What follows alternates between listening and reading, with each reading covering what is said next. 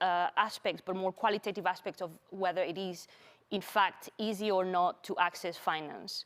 So in that sense, focusing on the most vulnerable countries and communities in general, we can see, for example, that for LDCs and seeds, they face a lot of institutional capacity barriers, but they still are quite prone to climate change-induced disasters. They're 7 out of 10 of the 10 most vulnerable countries.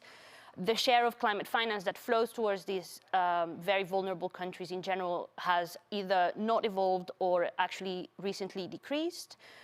There's also problems with the heterogeneous access by most vulnerable countries to big flows of finance, so from multilateral and bilateral sources.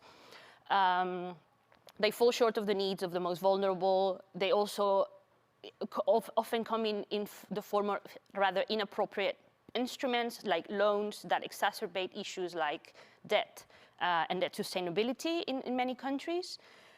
And they're basically just mostly insufficient to meet the actual needs of vulnerable communities and countries around the world. There's also more qualitative aspects of it in terms of like the big flows. When we focus, for example, on bilateral finance, we see that bilateral finance tends to be rather discretionary. So basically, developed countries decide where the finance goes without any consideration for the actual needs of developing countries. They're prone to interest and policy goals of the donors. And there's very scarce devolution of decision-making on where these finance is actually used. It's also focused and concentrated on selected countries, and therefore it's seen like the fair access to these finance is actually a challenge. There's also, from the more multilateral side, issues of eligibility criteria in terms of what kind of finance can be accessed. So obviously higher income countries, even though they are still vulnerable to climate change, but from the income perspective, they have maybe achieve a higher level of income, then they lose the possibility to access more concessional flows of finance. And so obviously these constitute barriers, especially in light of high debt burdens. And then finally, for the financial mechanisms of the UNFCCC, even though they have specific mandates to address the needs of the most vulnerable, they still face, and they address the shortcomings of the other flows like bilateral and other multilateral flows, but there's still some challenges. And in this sense, especially for adaptation, the big challenge is that developing countries, especially the vulnerable ones, are always requested to prove that they are vulnerable and to like demonstrate this strong rationale that adaptation is actually, that what they're trying to achieve is actually adaptation, which often requires a lot of long-term hydrometeorological data, which is hard to come by in developing countries, especially the most vulnerable of them. And finally, many funds like the GCF, for example, from the financial mechanism require, even though technically not formally, but like implicitly, amount of mobilized co-financing that can be hard to come by also by, for the most vulnerable, especially smaller countries where co-financing is harder to come by. And with that, I think the conclusion is that developing countries still face many challenges, and adaptation, as has been mentioned, clearly faces the most challenges. It is the reason why the share of adaptation finance is still quite low compared to mitigation finance. Thank you. Thank you, Bertha, very much for your comprehensive presentations. And for my own perspective, so I am currently representing like many CSO in my country, in a developing country, Vietnam. And one of the things that SRD and CCWG is currently working on is developing agroforestry and native tree planting to reduce soil erosion and drought. And also we are promoting use of crops by products for feeding animals that helps the community to adapt with climate change. But NGO in Vietnam, in my country, we are facing many challenges, access to climate finance, and one of the key challenges that we are facing, that also Bertha just mentioned, that is we are being marginalized in the climate finance process and mechanisms. And there are mechanisms, there are policy, but we don't have the access into the policy making process. And also, from my own perspective, from my own context, there is a lack of awareness and capacity of local governments to access the climate finance. So it's not only the CSO, but also the government in developing countries. They don't have the capacity, they don't have the access to those informations and knowledge that enable them to access to climate finance, especially for adaptations.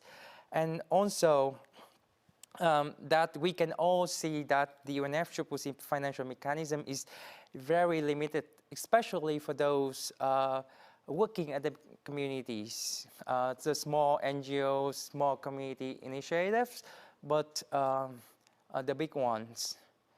And also the very last one, and we would like to address in here is the challenges that we see from the 2 days of the World Leaders Summit, and also we've been talking a lot that climate change is affecting everyone, and especially the most vulnerable groups in developing countries. And there's an increasing need of climate finance for adaptations, and we're not seeing it. And today is the 3rd of November, the Finance Days at COP26, and we would like to suggest some of our recommendations from CSO perspective that could help to foster climate finance for adaptations, especially in the developing context. The first one we would like to address in here is we need to increase climate finance to meet the adaptation finance gap that we urge international community to increase international climate finance, especially focusing on resilient, focusing to support the most affected communities, and also scale up public spending on adaptation by governments to support local-led adaptations. We need more support, and we are relying on the government to support us, so we can have more resources, we can have more finance to support the community in need. And also, we suggest that we could have better monitoring system that monitor international and national adaptation efforts and financial flow, especially highlighting the CSO role as an independent observer, which can hold financial implementation process accountable and transparent. And also, we are addressing that we need to refine the MRV framework under the UNFCCC, and it should be standardized and transparent. And also, we are suggesting that we should introduce adaptation-related levy on transaction under the new carbon market mechanism that we are going to discuss in the next few days. And we suggest that 5% cut of the carbon market should go into climate finance to support the adaptations. And the very last point that we would like to recommend is we should aim for ambitious new common global climate finance goal after 2025. And this should focus on unavoidable loss and damage, because we are witnessing it like everywhere in the world, especially in those vulnerable nations to climate change. And in addition, the new climate finance goal should emphasize the providing climate finance to local level and strengthen the positions of CSO to deliver as a main partner of governments of UNFCCC to meet the global adaptation goals. So those are our key recommendations from CSO in Vietnam, and I believe it's also speak for many others in developing countries. And also, we have been talking a lot about our activities at the community level, and we cannot talk about it without addressing the most vulnerable groups like women, youth, and also talking about very important aspect of adaptation is health. So now I'd like to turn the spotlight into our next guest speakers, Marlene Atoki from CARE International. So my question for you is from your own perspective and your own experience working in Africa, working in the front line with communities. Why do you think it is important for climate finance to prioritize gender transformative actions? The floor is yours. Thank you very much, Tuan. We know that climate change is making gender inequality worse, and this is because women and men and boys and girls are affected differently by the impacts of climate change. And this means that when we are doing budgeting in terms of climate finance, then we need to take into considerations the needs of these two different groups, because then if we do not do this, then the inequality gap continues to increase. So most women, poor women and girls in the villages have actually powerful role to play in agents in addressing climate change, but most of the time we are not having them on board, and we are not tapping into the knowledge and experience that they have to actually help in propelling the strategies and needs that actually would be able to bring a positive impact at the community level in terms of working with the women and girls. So climate change finance plays a critical role in supporting developing countries to address the impacts of climate change.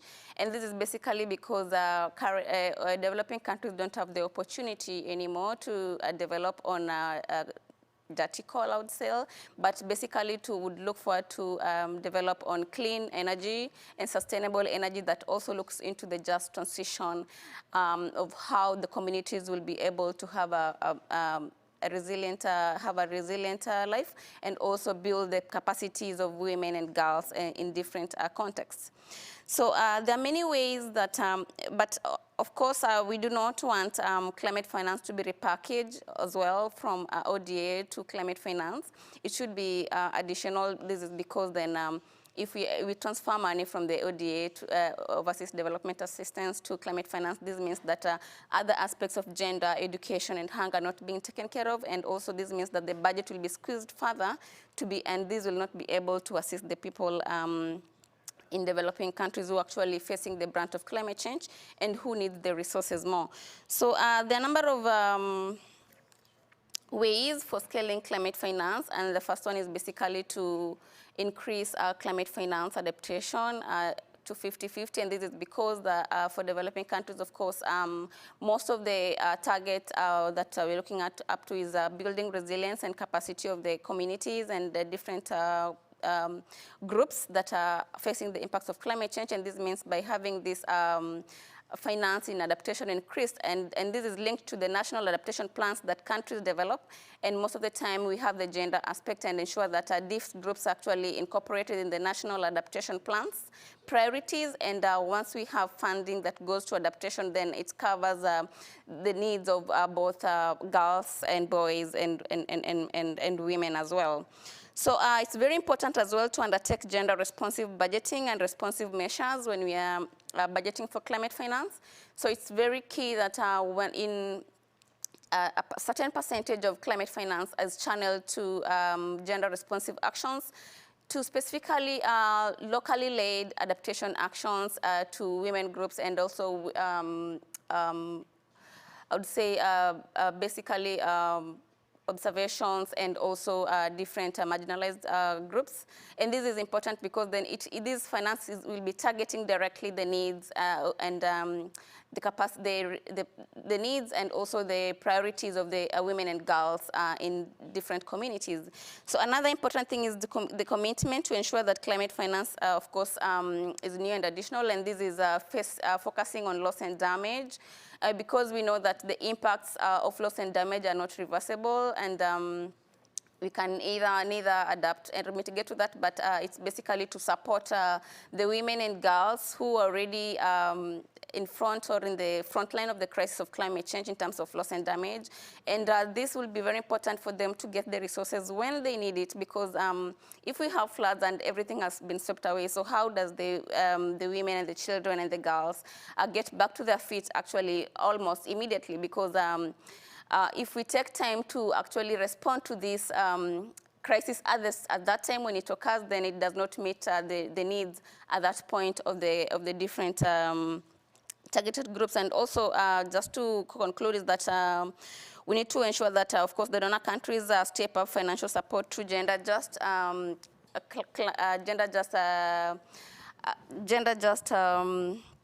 action by ensuring that it supports gender equality in all the programs, and also to ensure that the funds that are being channeled on climate finance, there is a clear and clear gap in terms of gender responsive action and priority in financing these climate change projects. And finally, there is very important need to ensure that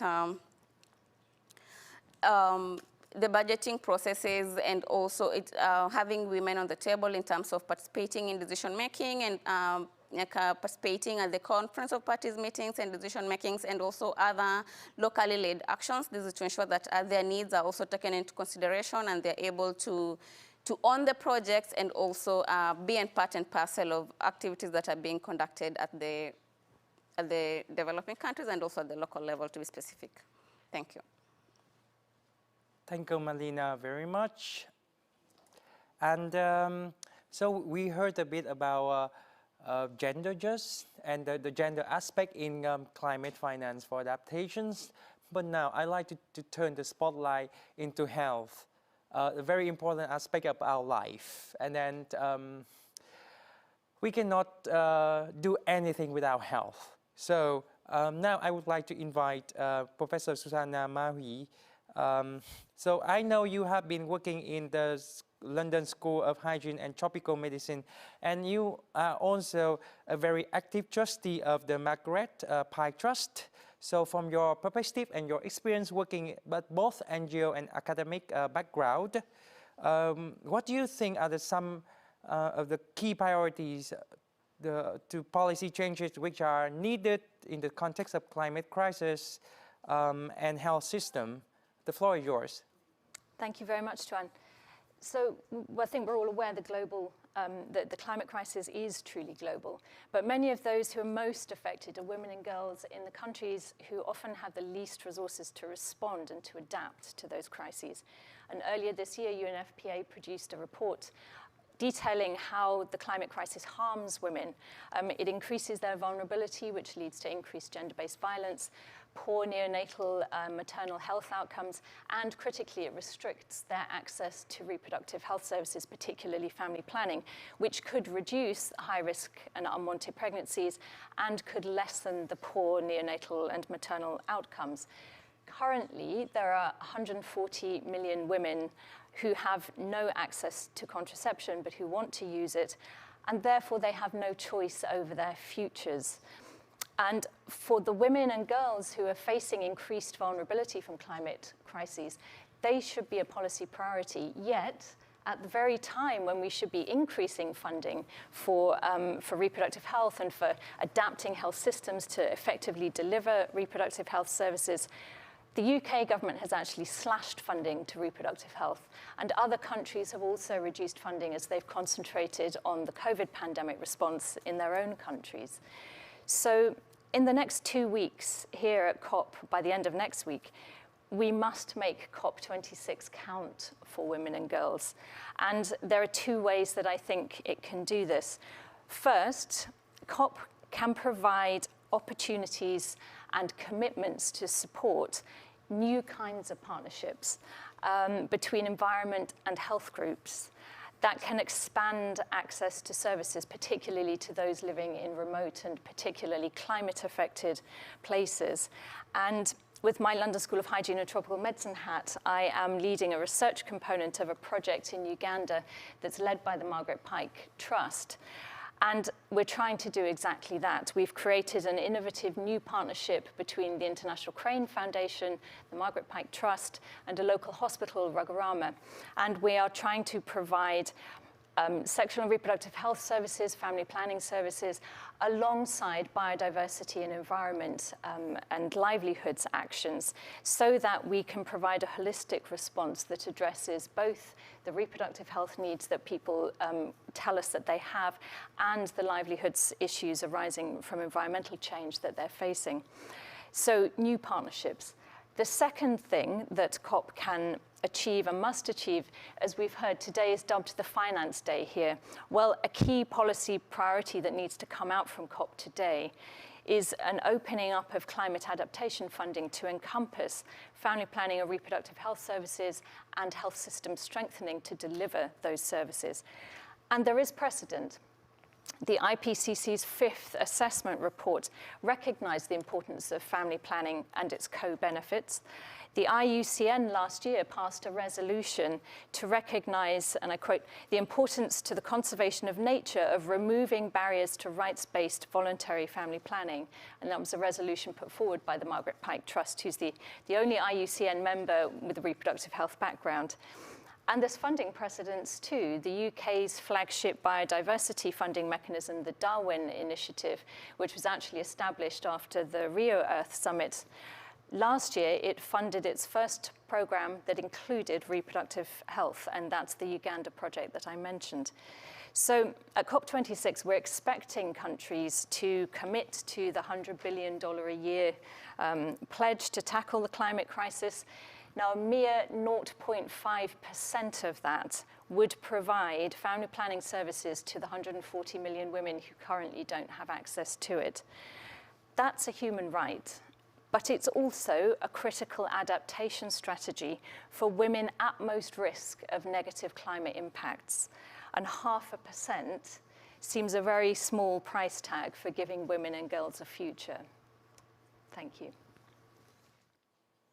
Thank you very much. And the COVID-19 had taught us one thing, that we cannot abandon the health system. And we already witnessed it. And we just talked about the health system focusing on reproductive health. But now I'd like to invite our colleague, Steve, from FHI 360. I know you've been working tirelessly to support government in different countries, especially the government in Vietnam, focusing on health. So maybe you can share with us some of your perspective. I know you have speakers from Vietnam today, so the floor is yours. Steve? Thank you very much. So just to say that FHI 360 is a global not-for-profit which has been partnering with governments and civil society organizations to support the delivery of health services for 50 years. Working alongside our partners, we've witnessed how the health crisis and health and economic crisis caused by COVID-19 is exacerbating existing vulnerabilities and driving up the cost of climate action. Our projects target both climate change mitigation, like renewable energy for health clinics, and technology to strengthen food security and nutrition systems. And we can see that the health sector has a significant role to play in both mitigating climate change and also in building resilience, a climate-smart health approach, if you like. There are obviously some very big challenges and some very big tasks, but there are some easy asks that can be done immediately. Improving the availability of and access to information on opportunities for climate finance, which is a real problem for many country-level health sector professionals. Connecting health actors with climate financing processes, and enhancing the capacity to prepare climate change proposals. However, as we have heard from my fellow panelists, good development initiatives, like climate smart approaches, need to be locally led by those living on the front line of the climate crisis, and they need to be heard in their own voice. FHI 360 has been a trusted partner of the government of Vietnam, supporting health and health system strengthening programs for over 20 years. Although she can't be here, I am extremely pleased to be able to introduce a presentation by Dr. Lian Huong, Vietnam's Director General of the Health Environment Management Agency. Thank you. On all fronts, healthcare systems are on the front lines of climate change. The health sector has an important role to play in both mitigating climate change through the adoption of low carbon strategies and building resilience to climate impact. Worldwide, governments have been slow to embrace climate-smart health agendas due to the lack of funding support. It is disturbing to see that less than 1% of international climate finance has been allocated to support health projects. The health sector has been largely excluded from these financings, with health and health systems disconnected from the major instruments of global climate action. This global trend truly reflects the reality in our country. According to the Global Climate Risk Index, Vietnam ranked 13th among the economies most affected by climate change between 2000 and 2019. The health and economic crisis caused by COVID-19 is worsening existing vulnerabilities and driving up the cost of climate action. In 2018, Vietnam approved the National Action Plan for Responding to Climate Change of Health Sector, period 2019 to 2030 and Vision to 2050. However, the implementation of this plan has some challenges due to limited allocation of budget. The Ministry of Health has taken strong effort to integrate the plan activities to regular health tasks and relevant existing programs, and mobilize technical and financial support from stakeholders. For example, the Ministry of Health is piloting climate resilient water, sanitation and hygiene in healthcare facility models in collaboration with WHO. The Ministry of Health also is one of implementing agencies to implement the GCF funded project, Vietnam National Adaptation Plan Development and Operationalization Support, which is chaired by the Ministry of Natural Resources and Environment. However, many areas in the National Action Plan of the health sector need to be mainstreamed into the above-mentioned National Adaptation Plan with the sufficient allocation of the funding resource. Here at COP26, I am calling on nations, multilateral and bilateral agencies, NGOs and private sector to discuss the long-term climate regime during the 2020 to 2025 transition, taking into account the needs and priorities of health sector and facilitating access to climate finance for climate-smart healthcare. Secondly, it is important to go beyond the formal health sector and address the determinants of health, such as clean and reliable energy, water and sanitation services, and food security. Ministry of Health in Vietnam and Ministry of Planning and Investment, together with other line ministries, international partners, including UNDP and WHO, and NGOs such as FHI 360, are planning to test new methods for assessing climate finance for climate-smart healthcare, build and contribute to the global evidence base of what works. Thank you. Thank you very much, Dr. Lin Huong. And some of the key words that we have been seeing repeatedly are like more finance, especially finance for adaptations. We need more transparency. We need more gender-just actions. We need more budget for reproductive health. And also we need more finance for health system resilient. So now we have a bit of time for the Q&A sections, and I know that we are here in Glasgow, but we are joining by many others on the COP26 platform. So if you have any questions, feel free to raise your hand and give us the questions. And also we have an amazing panelist in here, and I am sure that we can discuss a bit more on the pot of gold Where is it? So maybe we wait for a few more seconds for people to have a think and then send us the questions. So during that time, I have a personal question I'd like to ask, and I would like to send it to Professor Mayhew, that you mentioned a project that you implemented in Uganda. Could you share some of the key findings from your research about the community perceptions on the connection between climate and health, and the need for the new approaches from your research? Thank you very much. Yes, so the Healthy Wetlands for the Cranes and People of Ruchiga, Uganda, that's the name of the project. So that's funded by the Darwin Initiative. It's led by the Margaret Trust, and I'm leading a research component alongside that to inform the package of services that's provided. And at the moment, we've been collecting baseline data, and that has helped to illustrate how people see the connections between health and environment, and what they see the sorts of responses that they want from us. So we've gathered data which shows, I think, three sort of key things.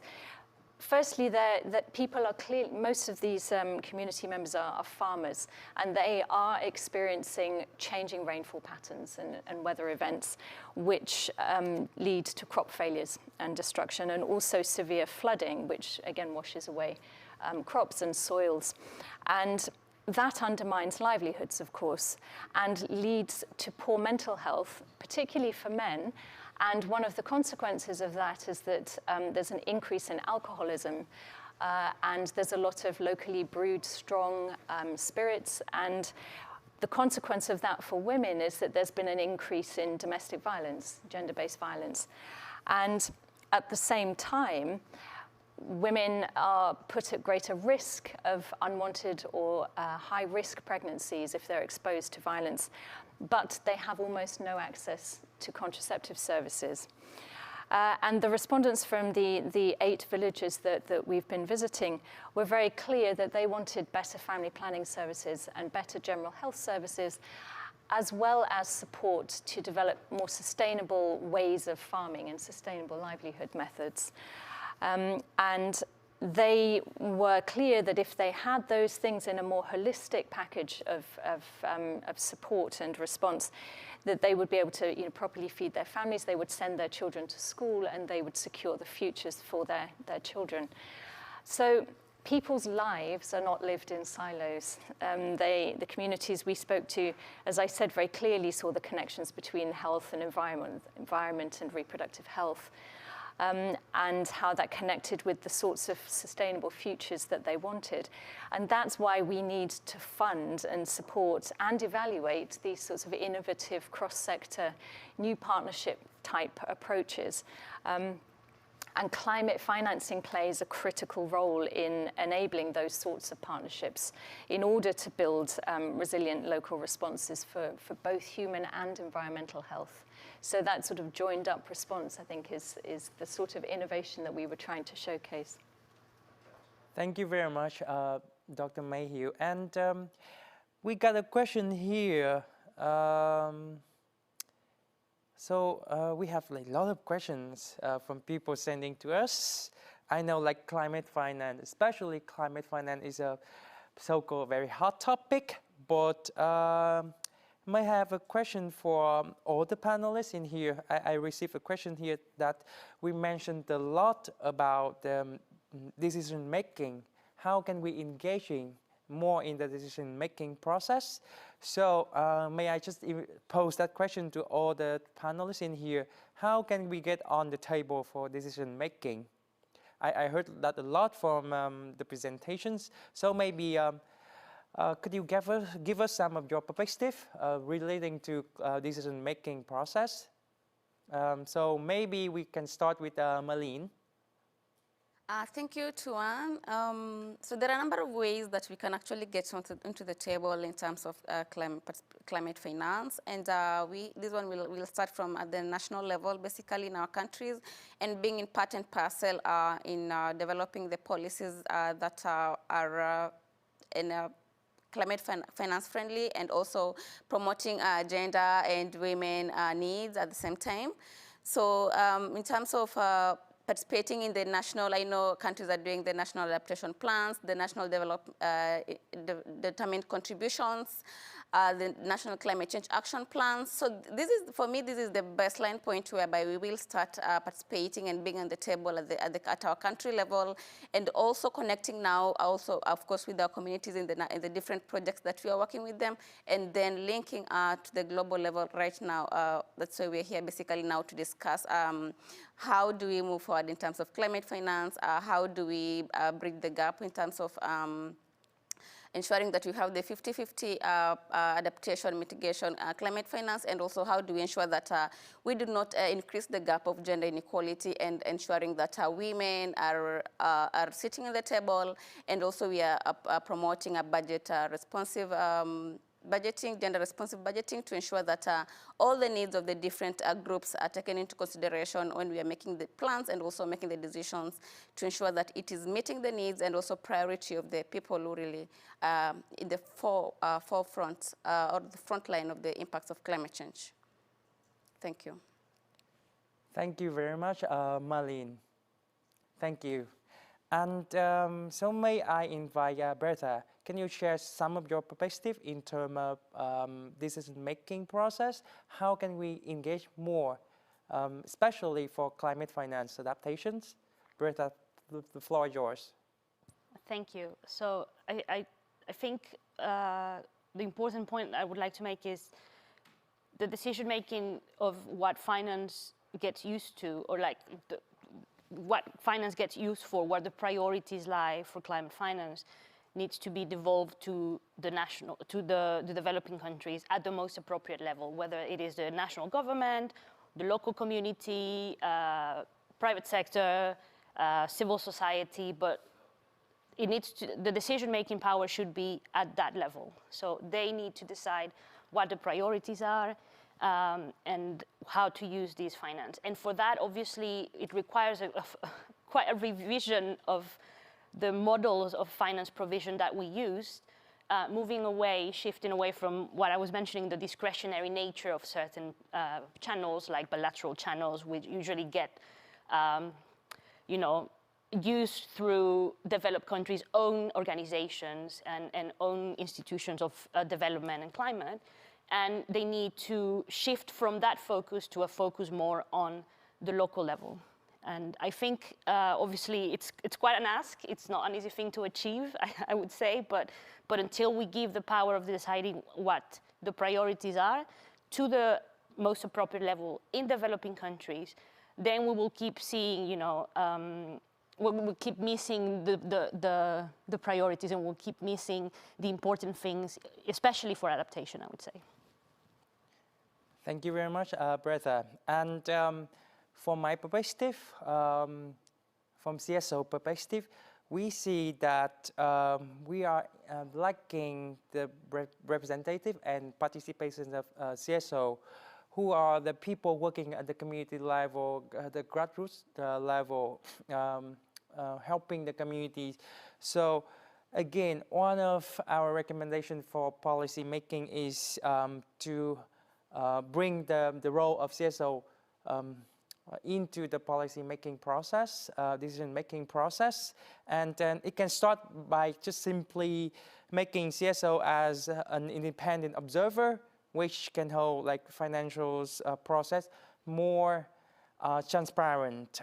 We can support the monitoring and evaluation process, and then we have the capacity, but we just need to be there. We just need to be included, so we can support, and then to make everything goes smoother. And then I think that is one of the key goals for COP26 this year, collaboration for climate change. Let me check if we have more questions. I know like we have so many questions from participants in here, but the time is limited, the clock is ticking, so I have to be very selective. I apologize for that. Okay, so I just got the news that we have a representative from UK government watching us. Okay, so I have another question for Marlene. So the question is, could you give an example of the types of gender transformative projects that climate finance should fund? I think you've been working on gender transformative projects like from, I don't know, very long. So could you give us some of the example that you have in mind, Marlene?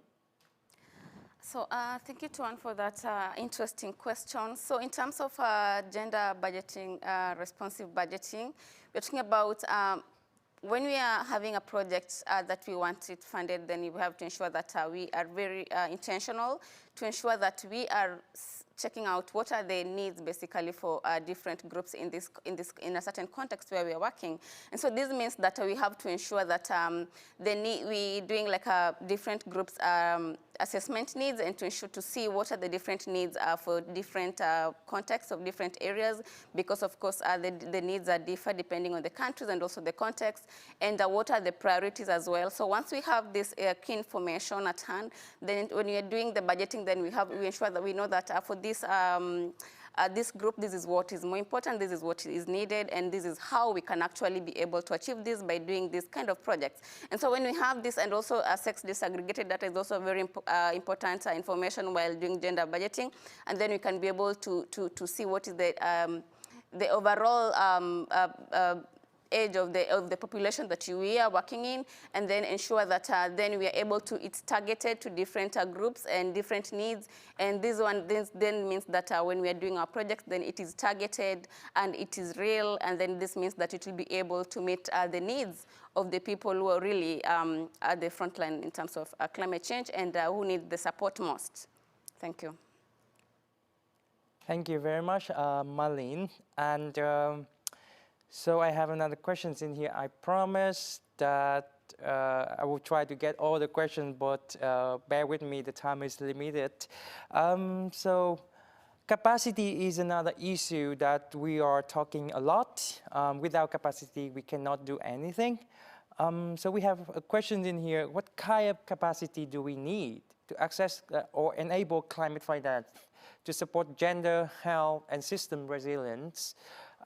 So may I bring this question into Dr. Susanna. Can you share with us some of the capacity that you feel that we need more to access or enable climate finance? The floor is yours. Well, I'll speak from a research perspective. I think others probably have other things to say on the sort of capacities of engaging with the different finance mechanisms, which I don't know so much about. Obviously, as a researcher, I would say that we need to better understand how communities can be supported by health systems on the front line and how these different sectors work together. So building a good understanding of how a health sector takes into account meteorological forecasting for early warning and preparedness, for example, or works with the agriculture sector around which crops are most nutritious and can grow in this changing climate. So I think there are a lot of health systems questions that we still need answers to, and we need more case study evidence of how best to work with and support communities. And my colleagues have spoken very much about decision-making needing to be at the front line. One of the things that I was talking on earlier today was the need for community voices to be part of decision-making around developing adaptive health systems that are resilient and moving forward, because it's the local people who have the best knowledge, both of the climate impacts that they're facing and of what solutions are most likely to work. So I think we need to build the capacity of the health systems to better listen to and work with local communities and frontline health staff, actually, who are affected by climate, and hear women's voices and hear the voices of communities in working out how we can respond in cross-sector ways. But obviously, climate financing must support that. But I think I would need to defer to others who know more about the mechanisms themselves. But research needs to be a key part of it. Thank you very much. And Yes, I was about to ask you. We can keep the discussion. We can keep the discussion. I mean, I think capacity building is also about building networks, the capacity of networks to work together. I think there's many actors at play here: health sector actors, climate change actors, financing actors, and actually building their capacity to work together and learn from each other, I think, is critical. Health actors have the data that's going to build the evidence base to enable policymakers to make informed decisions. So I think that building the capacity of the networks to work effectively together to maximize their value is critical. Thank you very much, Steve. And I just want to repeat the message from us again, from the CSO perspective, that we are working very closely with the government, like in my country, in Vietnam, but one of the challenge that both CSO and the government are facing is the capacity to access to climate finance at the global level. For example, the Green Climate Fund is very challenging for us to get a project, to get approval. So I think that some of the key recommendations from us is we need more capacity building for both governments and CSO and communities to enable them to access to climate finance, because that is what we need.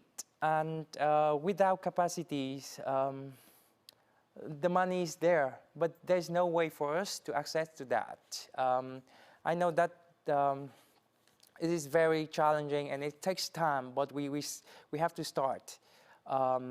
And today is the third day of COP26, and I believe there's a reason why we put climate finance on the very first day of negotiations, because this is very important. And for people from developing countries, from vulnerable groups, we need that finance to adapt with climate change. Otherwise, the price is lives and livelihoods and health, and women and girls and many other vulnerable groups will have to pay the price. So I just like to conclude our side event today by repeating some of the message that we need to include climate finance. We need to increase climate finance, focusing on adaptations. Try to remember the 50-50%, not like the 20% or 30%, but 50-50. And also, we need more transparent climate finance mechanisms that allow everyone to access in both government, CSO, and communities. And also, we need to build capacity of governments, of CSO communities to access to that pot of money, because the pot of money is there, but we don't know how to access it. And also another number that we need to remember is $100 billion. We are still in shortage of that gap, and there'll be no way we can achieve our climate goal without the finance. And then few other things in here that we need to consider: women, girls, boys, and other groups in the decision-making process. Make sure that the climate finance mechanism address their needs and left no one behind. And also thinking about the reproductive health. That is a very important part that we cannot forgive. And I like to conclude by linking up with the current pandemic is still very going on, and I don't know whether it's going to stop this year or next year. That reminds us that we need to build up our health system, to build our health system and make it more resilient to climate change, and there'll be more to come. So we need to be strong on that. So I'd like to thank all of the panelists very much for your time to come here today in Glasgow at COP26, and also many others joining us online on COP26 platform and on YouTube. To conclude the side event today, no pot of gold for community adaptations and system resilience, I would like to share with you a short video from us to deliver our message on climate finance for adaptations. Thank you very much, and hope we have a successful COP26. Hopefully we can have Glasgow agreement this year with like climate finance for adaptation. Thank you very much.